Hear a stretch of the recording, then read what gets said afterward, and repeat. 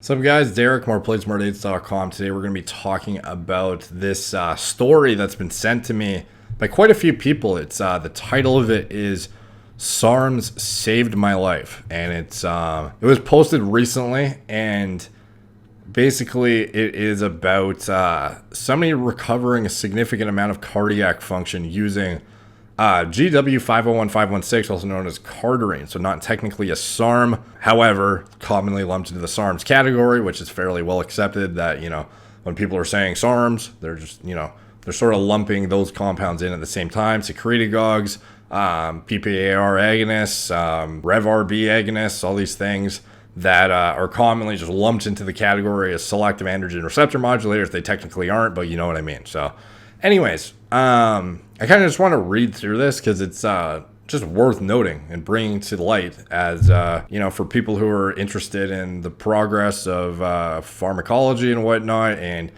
different actual practical application of research chemicals and whatnot. Like, for me, this was just really interesting to read through. It's definitely worth taking a look at. So in May 2016, I was diagnosed with dilated cardiomyopathy. I had a flu some months before and just remained tired and weak. I did not train at the time or exert myself as I was feeling too weak. No virus was found in my system when I was diagnosed, so the doctors only suspected it to be the cause.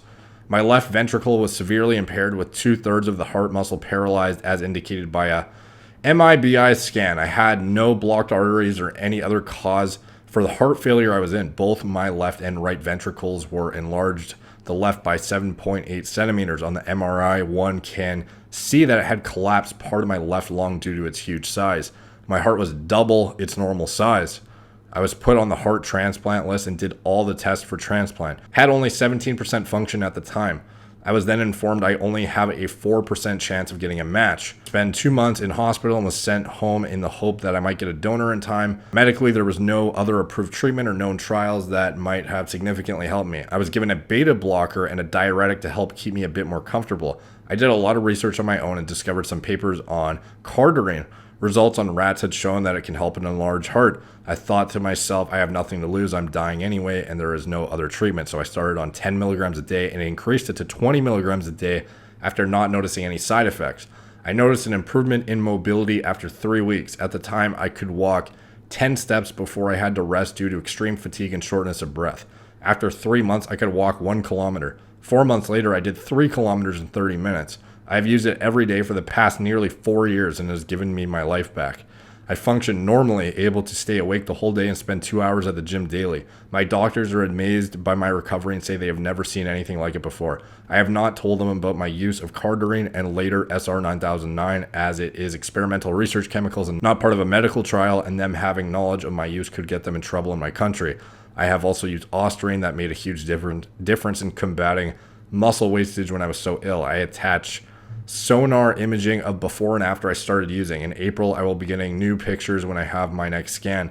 This is just my results on long-term use. Please do not use it without realizing the risks as it is experimental and not approved for human use. So this is the first one, 17% function, 7.8 centimeter enlargement. So this was May 26th, 2016. And then the next one is November 23rd, 2017. So like a year and a half later ish.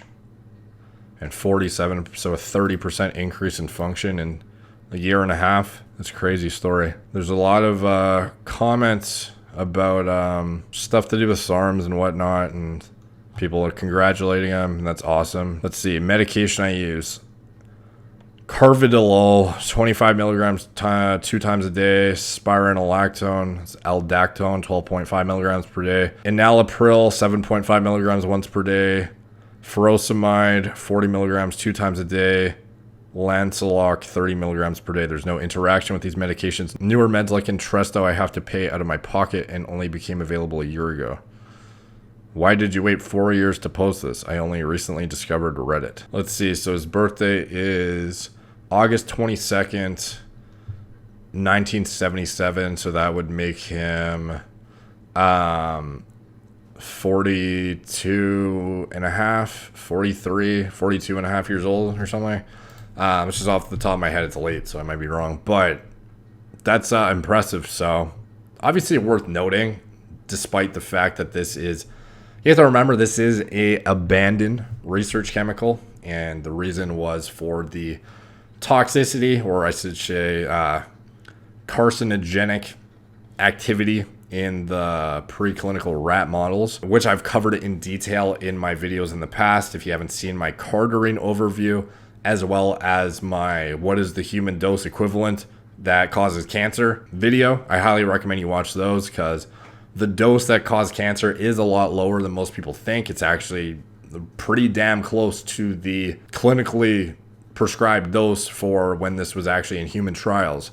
So off the top of my head, I think it was close to like 47 milligrams or 45 or something like that. I calculated it on the screen in that video, so you can check it out if you're interested. But regardless if it's carcinogenic or whatever, like, this is an amazing story that's worth bringing to light. And perhaps there are other people with amazing stories like this who just haven't, had a platform to talk about it. And this stuff is really interesting to me. So if you've had an experience like this with SARMs, with research chemicals, or anything even relevant, post it down below or shoot me a message or whatever, because this kind of stuff is this kind of stuff that stays, super obscure in some random thread on Reddit and doesn't really get brought to light.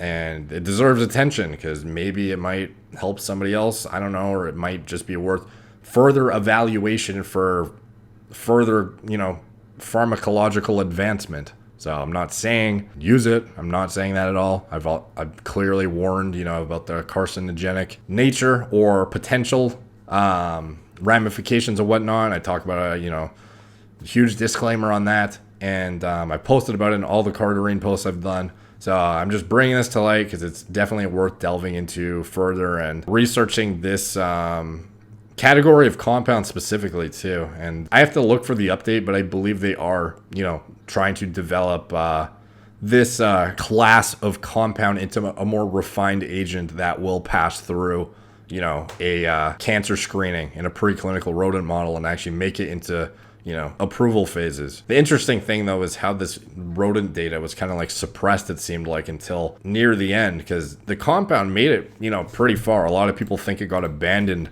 like off the bat, but that's actually not the case. It actually made it through 2 phase 1 human trials and 2 phase 2 human trials. So it was pretty damn like going down the pipeline. It was, pretty far along. And then to have some like preclinical rodent model like sideline the progress of it and like take it out of commission, it's kind of weird. I would have thought that cancer data would have prevented the ongoing progression of these trials before they even started them. Like, it's, typically the preclinical data is what you go off of to determine if it's even worth, exploring, human tolerability, safety, efficacy profile, and all this kind of stuff.